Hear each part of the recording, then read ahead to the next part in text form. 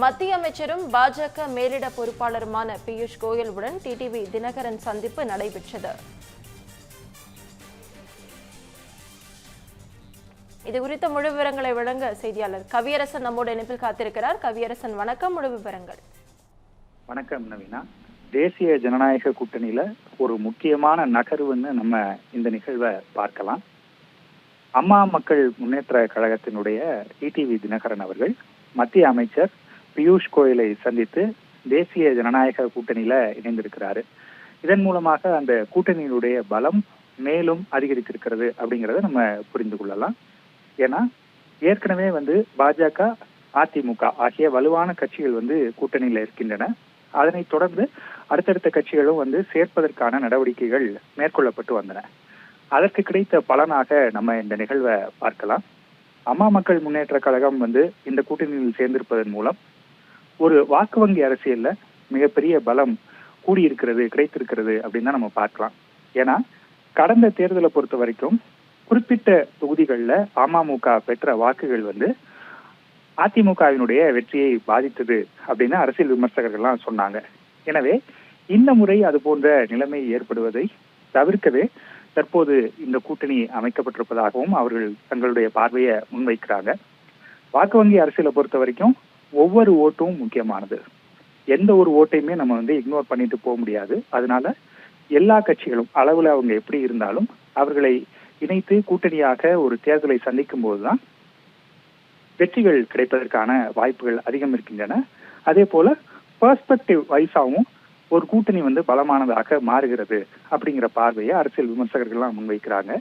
தற்போது தினகரன் அவர்களுடைய அமமுக இந்த கூட்டணியில இணைந்திருக்கிறதுனால இதுக்கு அடுத்து சீட் ஷேரிங் அப்படிங்கிறது அடுத்த லெவலு. இப்போதைக்கு கூட்டணியை உறுதி செய்திருக்கிறாங்க. அதை தொடர்ந்து ஆலோசனைகளும் அங்க நடைபெற்று வரக்கூடிய காட்சிகளை எல்லாம் நம்ம பார்க்கிறோம். எனவே இது அடுத்த கட்டமாக சீட் ஷேரிங் அப்படின்னு வரப்போகுது. அதே போல தேர்தல் பிரச்சாரத்துல இவர்களுடைய பங்கு என்ன அப்படிங்கறதெல்லாம் அடுத்தடுத்து வரக்கூடிய நிகழ்வுகளாக இருக்கின்றன. பிரதமர் நரேந்திர மோடி அவர்கள் விரைவிலேயே தமிழகம் வர இருக்கக்கூடிய சூழல்ல அவருடன் கூட்டணி கட்சி தலைவர்களை ஒரே மேடையில் ஒன்றாக ஏற்றி தங்களுடைய பரப்புரையை தொடங்குவதற்கு பாஜக கூட்டணி தெளிவாக பல்வேறு நடவடிக்கைகளை எடுத்துட்டு வர்றாங்க. அதனுடைய ஒரு பகுதியாக நாம இதை பார்க்கலாம் நவீனா.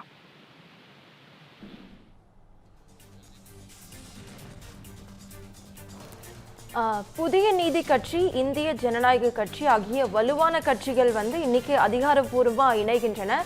இதை தொடர்ந்து தொகுதி பங்கீடு குறித்த அறிவிப்பு இன்னைக்கு வெளியாகுமா கவியரசன்? இல்ல, அதற்கான வாய்ப்புகள் குறைவு. ஏன்னா இப்ப வரைக்கும் தேர்தல் நோட்டிபிகேஷன் வரல. பிப்ரவரி மாத மத்தியிலோ அல்லது இறுதியிலோ தேர்தல் தொடர்பான அறிவிப்பு வெளியாவதற்கான வாய்ப்புகள் இருக்கின்றன. அதனால தற்போதைக்கு யார் யாருக்கு எத்தனை இடங்கள் அப்படிங்கிற விவரங்கள் வெளியாவதற்கான வாய்ப்பு குறைவு. ஆனால் அவர்களுக்குள்ள பேசி எல்லாமே டிசைட் பண்ணிடுவாங்க. எந்த ஒரு கூட்டணியாக இருந்தாலும் அவங்க யார் யாருக்கு அதுல எத்தனை இடங்கள் அப்படிங்கிறது பேசப்படும். அதெல்லாம் ஓரளவு இறுதி நிலைக்கு வந்த பிறகுதான் கூட்டணி பற்றிய அறிவிப்புகள் எப்போதுமே வெளியாவது வழக்கம். அதை நம்ம கடந்த காலங்களையும் பார்த்துட்டு வர்றோம். அப்படி பார்க்கும்போது அதெல்லாம் பேசிடுவாங்க, யார் யாருக்கு என்னென்ன சீட்டு அப்படிங்கறதெல்லாம் பேசிடுவாங்க. ஏன்னா அதுக்கப்புறம் வேட்பாளர் தேர்வு, பிரச்சாரம், இந்த மாதிரி அடுத்தடுத்த நிகழ்வுகள் இருக்கிறதுனால அதை முதல்ல கிளியர் பண்ணிடுவாங்க.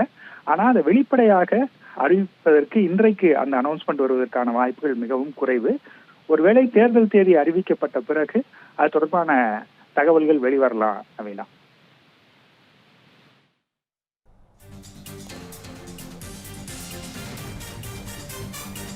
முழு விவரங்களுக்கு நன்றி கவியரசன்.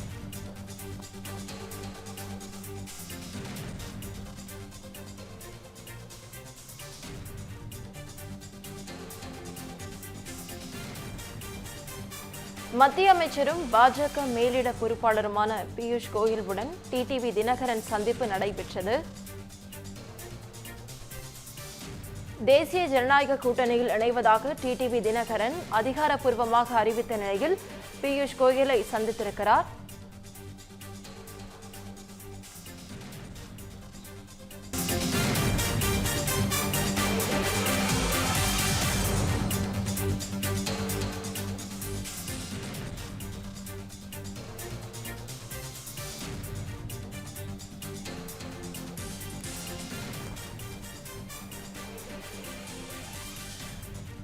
தொடர்ந்து கவியரசனிடம் கேட்போம். தேசிய ஜனநாயக கூட்டணியில் இணைவதாக டிடிவி தினகரன் அதிகாரப்பூர்வமாக அறிவித்த நிலையில் பியூஷ் கோயலை அவர் சந்தித்திருக்கிறார். இது குறித்த விவரங்கள் கவியரசன்.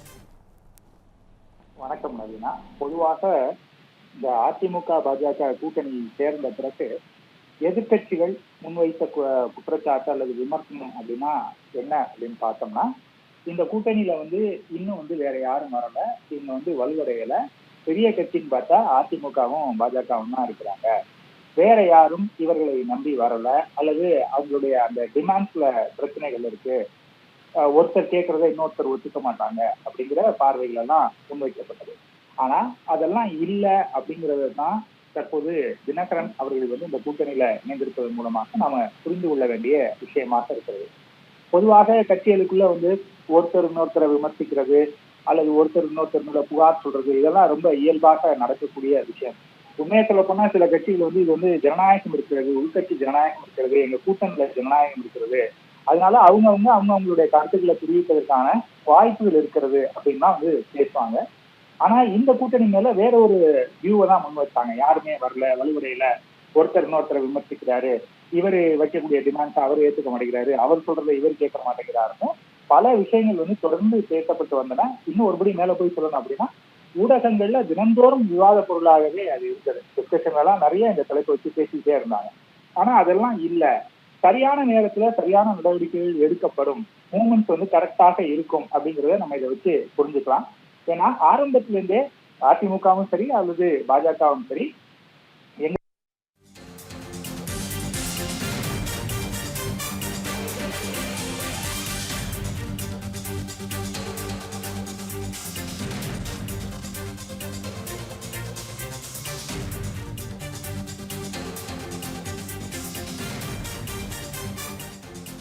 மத்திய அமைச்சரும் பாஜக மேலிட பொறுப்பாளருமான பியூஷ் கோயலுடன் டிடிவி தினகரன் சந்திப்பு நடைபெற்றது.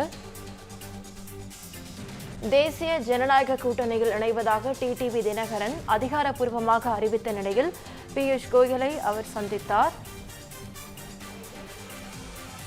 தேசிய ஜனநாயக கூட்டணியில் அமமுக இணையும் நிலையில் இன்றே கூட்டணி ஒப்பந்தம் கையெழுத்தாகும் என தகவல் வெளியாகி இருக்கிறது. தேசிய ஜனநாயக கூட்டணியில் பாஜகவுடன் அமமுக தொகுதி பங்கீடு செய்து கொள்ளும் எனவும் தகவல் வெளியாக இருக்கிறது.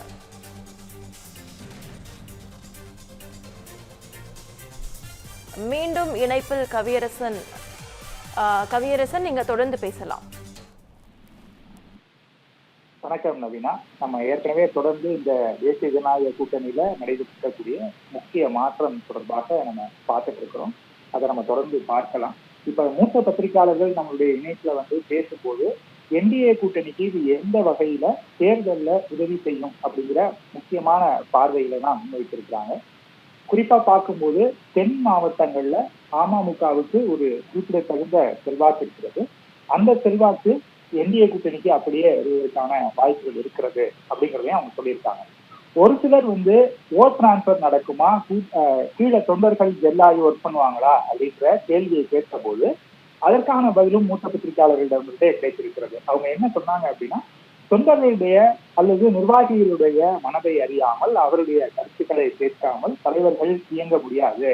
அதனால நிச்சயமாக தினகரன் அவர்கள் தொண்டர்களுடைய கருத்துக்களை கேட்டிருப்பார், நிர்வாகிகளுடைய கருத்துக்களை கேட்டிருப்பார். அதன் அடிப்படையில தான் இந்த கூட்டணி என்பது அமைந்திருக்கிறது.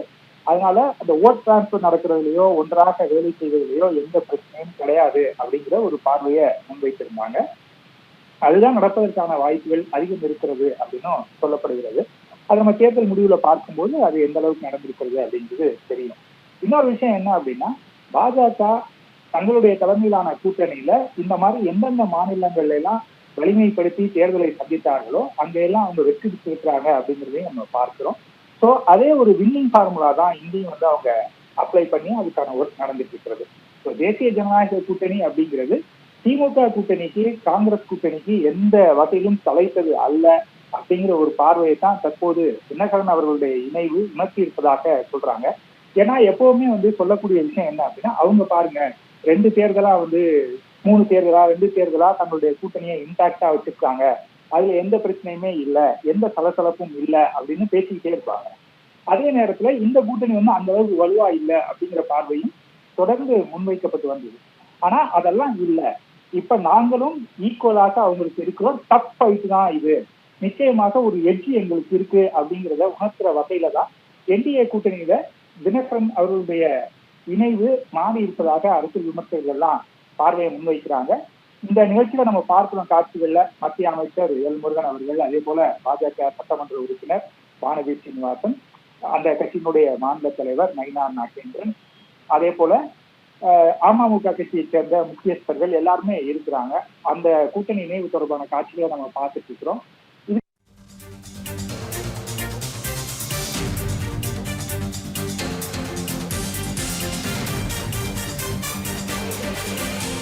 இந்த பண்டிகை நாட்களை முன்னிட்டு வில்லா மனைகளை முன்பதிவு செய்து ஸ்டாம்ப் டியூட்டியில் 50% வரை தள்ளுபடி பெறுங்கள். Premium villa plots across Tamil Nadu from 4.5 lakhs to 3 crores.